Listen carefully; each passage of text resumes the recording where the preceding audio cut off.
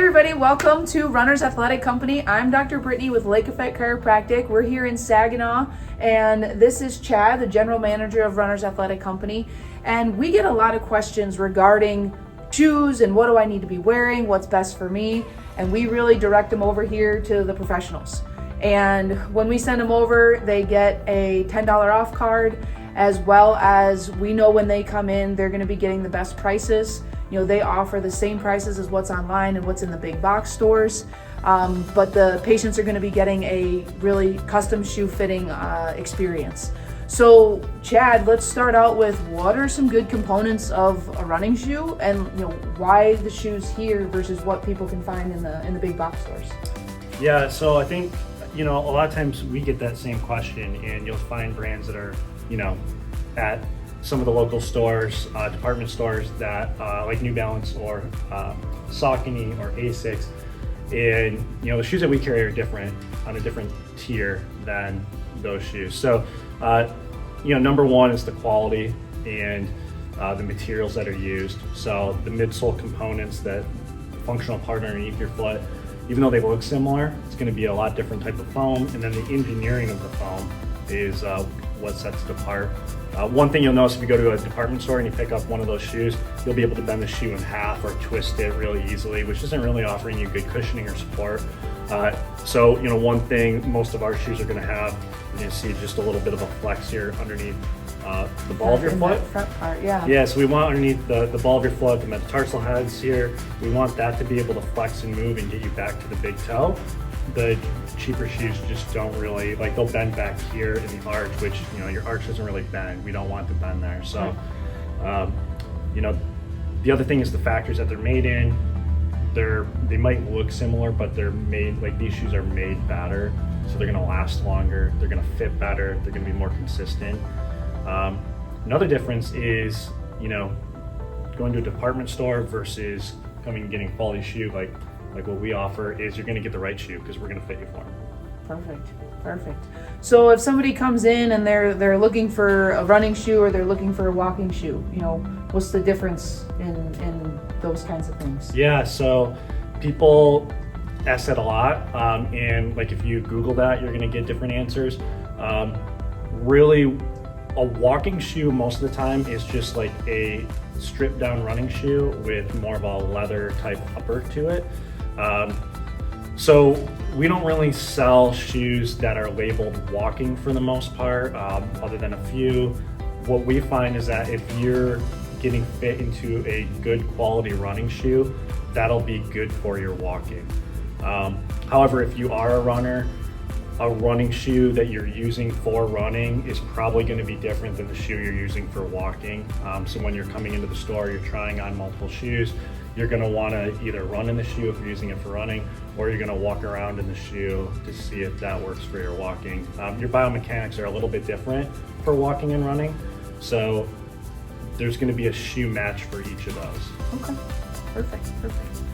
So then running versus walking, but what if we're talking about, running, we could be on a treadmill, we could be out on the pavement in the neighborhood, or we're doing some trail running or hiking for that matter. So what's some of the difference between those types of shoes? Yeah, most people are going to use road shoes, even for some of the trails that we have in our area. We don't have anything too technical. On a treadmill, you're going to want a road shoe as well. But trail shoes are fun. They're probably my favorite shoes. They're always fun colors and really cool designs. And they can make your experience on a trail or off-road a lot better. So, road running shoes, inside shoes, they're gonna be a little bit flatter here in the mids or on the outsole. There's not gonna be a lot of outsole, so you can kind of see the yellow on here. It's pretty thin. Yep. So you're gonna get traction on maybe a wet surface or on a flat surface, but you're not going to get the best traction off-road.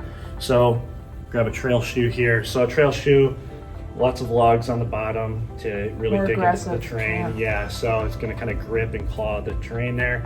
A good trail shoe is going to have multi-directional lugs. So these ones are kind of pointed down, these ones are kind of pointed up. And so that's going to grab as you're going uphill. These ones are going to grab as you're going downhill. So a lot safer on a technical trail.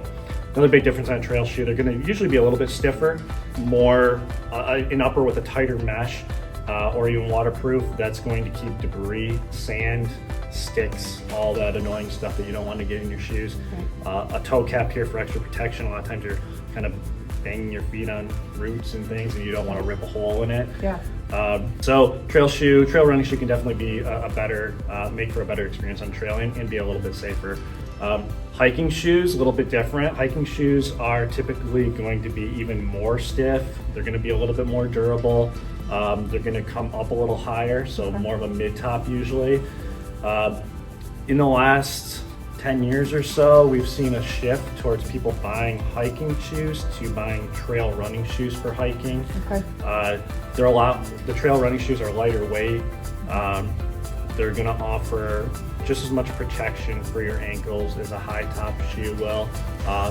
With maybe, the only kind of negative thing with a trail running shoe would be that you'd have be more likely to get debris through right here. That's over the top. Yeah, which unless you're hiking in conditions where you're getting into deeper water or stuff like that, it's really not a big deal. So it's kind of whatever your preference is. Sure. Yeah. All right. So when you're fitting a running shoe to someone, again, it's a whole experience when people come in here. What's the process look like when people come in to get fitted? Yeah, so the process is a lot simpler than I think people think it is. We get a lot of people that are kind of intimidated to come in and they kind of wonder what that fitting process is and think it's gonna take a long time or something. Kind of scared we're gonna do all these different things. Really what we're looking for, we're gonna have somebody walk. We're gonna do a simple gait analysis to see if they have a more neutral gait or if they overpronate and need more of a stability shoe. There's differences in the shoes, so we can kind of narrow down that shoe selection for them. We're gonna put everybody on a foot disc, which is a pressure plate. So we're gonna be able to see what each foot, what the arches are like, where the pressure's at. Sometimes there's a difference between each of the feet. So we're gonna look at that. And we're gonna look at the leg alignment. So your leg axis, your ankles, knees, hips. Are you more knock knee, kind of inward, or are you more bow-legged? That can play an impact on the shoes that you need as well. Awesome. All right. So, in terms of coming in and looking and being like, I really like the colors. Yeah. So, you guys really help filter down what type of shoe is going to be best for my foot as compared to just pointing at something that I like. Yeah. So we like to say that our staff are consultants, really. So a lot of times people are like, what's the best shoe for me? And we can narrow that down, but really we want you to try on, we'll narrow down the shoe selection and then have you try on multiple shoes to see what ones actually feel the most natural, move with you the right way.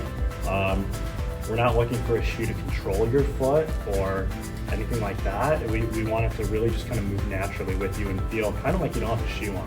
That's the goal. Okay, Yeah. So comfortable you don't even feel it. Yeah. That sounds good to me. Comfort is number one.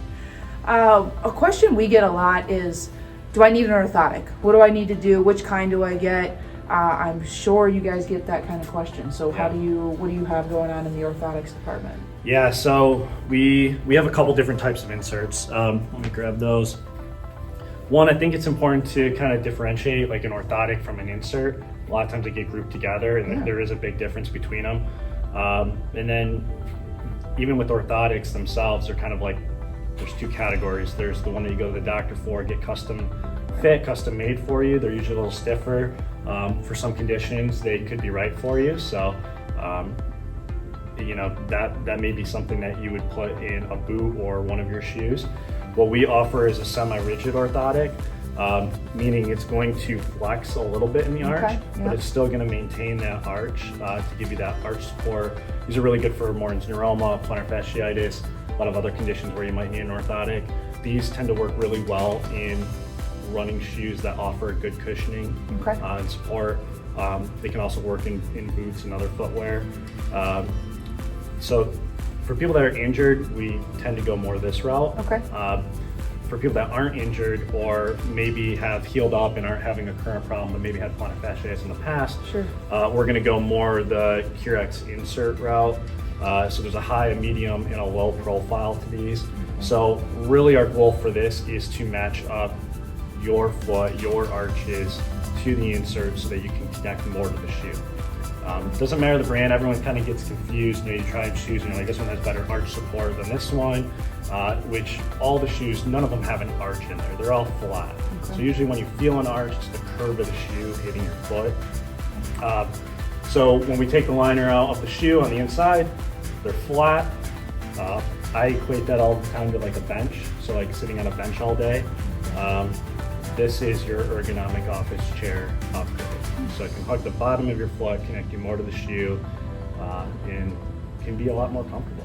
Yeah, no, perfect. Yeah, having something that's got some support, but ultimately it's still just that, I don't want to say basic, but basic step, but it actually is comfortable, ergonomic, like you're saying, the office chair versus a bench or a bleacher, Yeah, it's from, the thing that separates it from an orthotic, it's not corrective. Okay. It's still gonna allow you to move naturally, allow your foot to move naturally in the shoe, but it's just gonna hug your foot a little bit better and get you a little closer to it. There's more technical features to it, but that's really what it does. Yeah. Awesome.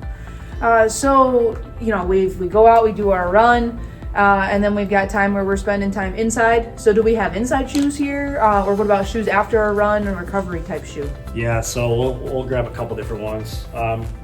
First, after a run, recovery shoes are awesome. They feel really good. I think, most people aren't really utilizing them. And one of the best things you can do after a long run or a tough workout is take your shoes off, take your socks off, and step into one of these. Okay. So UFOs. What is this? Yeah, so UFOs, this is the main brand we carry for recovery shoes. So very cushioned, kind of bouncy, soft foam for that recovery. Feels really, really good. And then the arch support, allowing something to come up on your arch and kind of relieve your foot after a long run can be beneficial. So the combination of arch support and cushioning in the recovery shoes just makes you feel really good. I will say that you don't have to limit yourself to just recovery with these. In fact, most people buying them are probably using them for everyday use in the summer. They're great just to kind of wear around. A lot better than the sandals that most people are wearing, and potentially causing issues where they need to go see a doctor or come in here for a better shoe. These are going to help prevent some of those issues. And then inside the house, there's some options. So UFOs also makes some shoes. They have that, I know, slipper. soft, yeah. Nice. All right. Yeah, they have that same support and cushion with a more casual upper than like a running shoe. So no one really wants to wear a running shoe inside the house. Even sometimes we are told that we need to wear a shoe inside the house for certain conditions, or if you have plantar fasciitis, walking on like a hard surface inside the house can still cause some pain. So there's a slipper version here of the UFOs, and then kind of like a slip-on shoe version of it too. So these can definitely be worn outside, but make really good options inside. So our office is really surrounded by activity and keeping people active, and we've definitely had a lot of interest in pickleball these days. So do you guys offer any pickleball shoes? Yeah, so soon, yeah. Ooh, exciting. Yeah, this spring. We've seen a lot of people get interested in pickleball in our area, and there's a lot of courts all over the area now. If you haven't played, it's a lot of fun. We were talking earlier, and it's like table tennis mixed with regular tennis. Yep. So anyone can do it. Whether you're older or younger, you can play together. Yep. It's a fun sport. Advanced and beginner can kind of. Yeah, anyone can kind of play. Like if you're tennis and your friend's really good, like you're not going to have very much fun, But pickleball, you can at least have a good time. So there is a pretty big difference though between the shoes that you're going to wear for pickleball and what we would normally have to offer in a running shoe. So running shoes are made to go forward. If you try to play pickleball in a running shoe, you might kind of roll over the edge of the shoe, maybe injure your ankle, something like that. So we definitely would recommend more of a pickleball shoe if you are doing that. So I'll grab one here. This is one of the shoes that we'll have coming in. So pickleball shoes are going to have a flatter bottom for that flat court to offer kind of like a better support and grip on the court. They're going to be made for lateral movements as well. So when your foot is in the shoe, it might be a little bit more snug, but you're not going to feel like you're rolling over the edge when you do that side-to-side movement. Right. We were saying here, looking at the side of this, if you're going sideways and you tip over that, That's a pretty big rolled ankle. Yeah. You know, so you want a shoe that's going to help support. Yeah, and these shoes will also break down and wear out a lot easier on a pickleball court. Yeah. You'll break down the sides of them, and you get a nice good shoe for running or walking, and you break it down way too fast playing pickleball. So having a pickleball shoe is going to be a lot more durable on the court. It's going to protect you in the lateral movements. We'll have a couple different options. So there'll be more like beginner options for shoes, and then there will be some that'll be for the player that wants to do like a controlled slide, more advanced than me. Yeah, above my skill level, but hey, there's some serious players out there, so you'll have options for kind of anybody. Yeah, we'll actually have like a section in the store that'll have paddles and balls and nets and the whole thing. So it won't just be shoes. You'll be able to get all your pickleball stuff. Sweet, very good. All right, get outfitted. I know, I'm excited for summer. That's awesome. All right, so dealing with some injuries and things like that, people are coming to find a better shoe. So if you're looking at plantar fasciitis, that's a common one. What do you guys have in that department? Where do you guide them? Yes, we see plantar fasciitis every day. Definitely the most common thing that we see as far as injuries go. We do a lot for that. So the right shoe is definitely going to make a big difference, and usually with the right insert. So if you Google best shoe for plantar fasciitis, you're going to find a ton of options, and they're all probably bad options. Or some of them might be good for some people, but not right for you. So the best plantar fasciitis shoe is really the best shoe for you. So when we go through and we fit you for a shoe, it's what you kind of end up with, whatever's comfortable, whatever feels good. That's going to be the best shoe for you for plantar fasciitis. Yeah, come to the professionals. They're going to help guide it. Yeah, it definitely makes a difference getting the right shoe for that. And then usually with plantar fasciitis, we're going to do one of the orthotic options, like the power steps that we looked at earlier. Right. The combination of the right shoe and the right insert will help the majority of people lessen and hopefully eliminate the pain. But there's still a lot of people that will suffer from it, and even with the right shoes and inserts. What do you guys do for plantar fasciitis? So in our office, we come at it from a multi-directional approach. So being chiropractors, we look at the joints. We want to make sure the foot's moving properly, ankle, knee, hip, all the way to the low back, and also rule out any potential low back issue showing up down in the heel. Some sciatic issues can actually create that heel pain. So if you're treating the foot and it's not even a foot problem, you're never going to get to the root cause. So, that's something that we'll see, but we look at the joints, want to make sure that things are moving. We got a couple techniques that we can utilize there, but then what moves the joints are the muscles. So a lot of people land in a bucket of, I did too much too soon. They got excited, they came and got new shoes, and they took off, and they're doing more mileage than their body could tolerate. And so I'm sure you see a lot of shin splints too with that. Yeah, exactly. Too much too soon, overload, you got to control it. A lot of running programs are really designed to help protect against that. But keeping up with the soft tissue, that too much too soon leads to a little too much wear and scar tissue in terms of that repair process. The body heals, but that scar tissue is tight, it's weak. We have a couple ways to work on that. We do soft tissue treatments like Graston or cupping. We use active release technique. But then at the same time, we can fix the soft tissue, but we want to strengthen it and really get you back to being able to do what you want to be doing. So avoiding rest. We know runners don't want to be told to rest, but can we modify? Can we strengthen? What can we help you to do to get through this injury and get back to running? Because you got a race coming up. You don't want to miss out with your friends. You've paid money for a good race. You've been training for a long time. All that comes into play. And, our gym has a 500 square foot gym space. And so we're going to keep you moving in whatever way we can. Yeah. I think we have the same goal. We want to keep people moving and injury free. Yeah. And, a combination of the right shoes, maybe the right inserts, and the right, preventative care. Yes. Yeah. He's got it. Preventative. That's it. Yeah. So I think that's what everyone wants. Yeah.